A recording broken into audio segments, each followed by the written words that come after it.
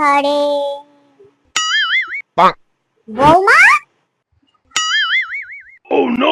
এক হাতে পুজো থেকে পুরো সব বাজার একাই তুলে এনেছো নিজের জন্য। এত জামা কাপড় কেন কিনেছো? না না মা, এত জামা নিজের জন্য কেন কিনবো? এত কার জন্য এনেছো শুনি? আসলে এটা হচ্ছে আমাদের বাড়িতে যে বাসন মাজে তার জন্য। এটা যে আমাদের বাড়িতে কাপড় কাচে, জামা কাপড় কেচে দেয় তার জন্য।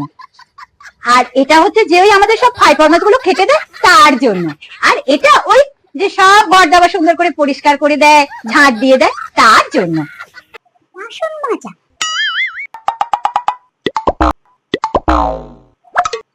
তা বলি বৌমা, আমাদের বাড়িতে তো কোনো কাজের লোক নেই, সব কাজ তো তুমি নিজে করো।